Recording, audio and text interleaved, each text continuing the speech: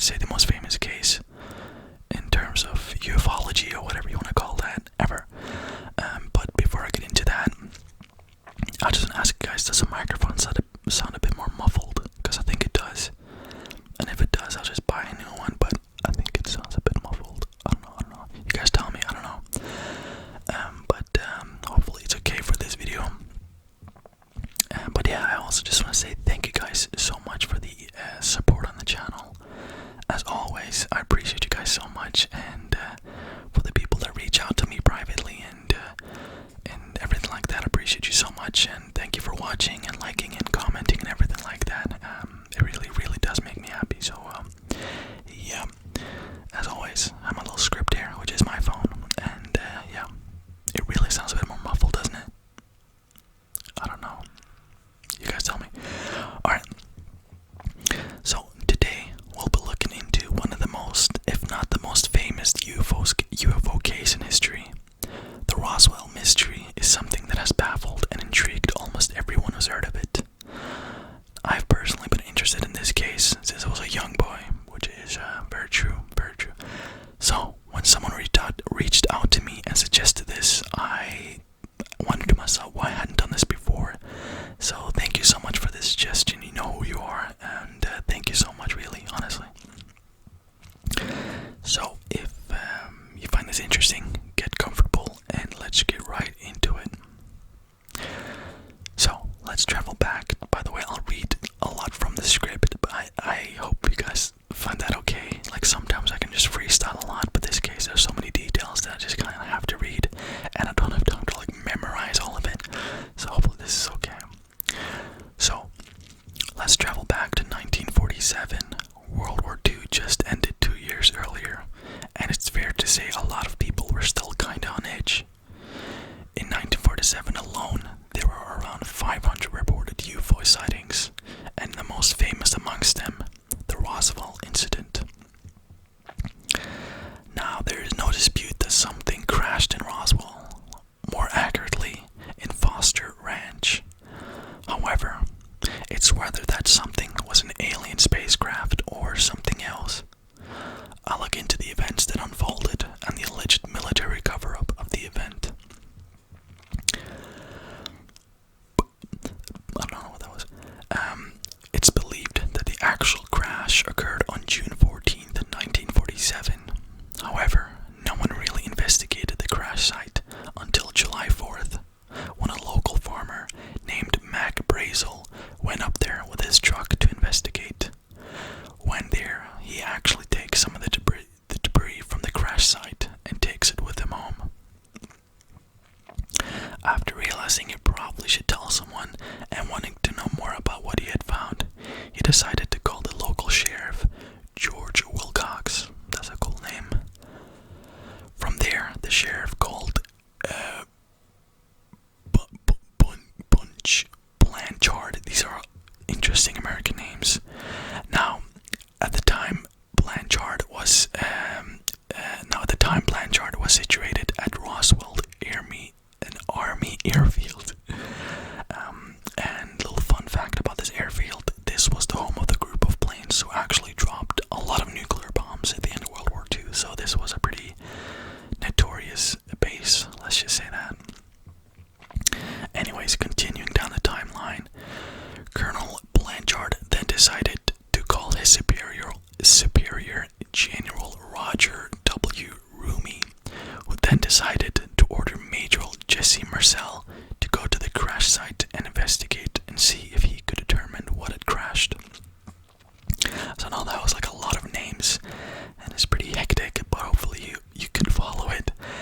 But yeah, there's so many connections within this case that I had to cut down some of them, because then it would just get so intensely confusing unless you were like reading it yourself and watching like a 2-hour documentary about it. But yeah, so far that's what happened.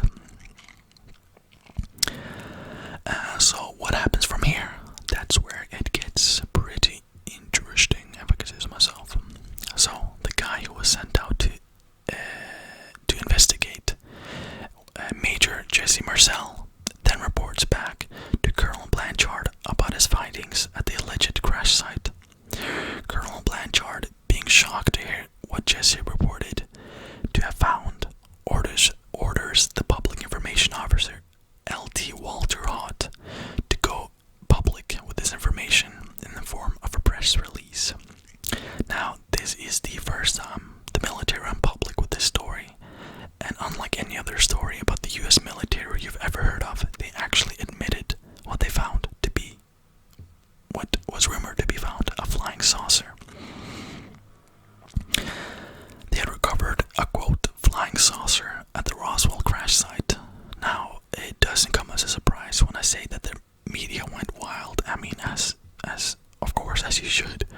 Front page news on every newspaper across the country about the remarkable found in Roswell. But if this is where it ended, like, yeah, humans finally discovered alien beings and blah blah, then this wouldn't be a conspiracy theory, obviously. So there's a massive twist to this story. So far, the military have admitted that it was a flying saucer that they found at the crash site. But literally that exact same day as the press releases that other story about finding a UFO, they changed their story. General W. Roomy from the Air Force then orders all the remains from the crash site to be transported back to the base. There, they magically identify the remains as pieces of a weather balloon, and a new press release is put out. Here, you can see the infamous picture that was released with Jesse Marcel next to the materials he misidentified, which is just a typical thing for the military to do, humiliate the guy who claimed it was a flying saucer, which he was probably correct about. Like, how do you see a weather balloon, right? You're a trained military officer, and you see a weather balloon, you see a couple of sticks and some aluminum, and you go, that's a UFO. Like, no, you go, that's a weather balloon. Like, and I even said, like, in the words of Joe Biden, come on, man, that is nonsense. The next day, at the front page of the Daily Record, it said, harassed rancher who discovered saucer, sorry he told about it. As you can see, they are very quick to silence these witnesses. The second they discover something, it's like, oh no, you misidentified it, or whatever. They work quick, let's just say that. In this article, Mac Brazel collaborated the official version, saying that all he actually found were some tinfoil and sticks.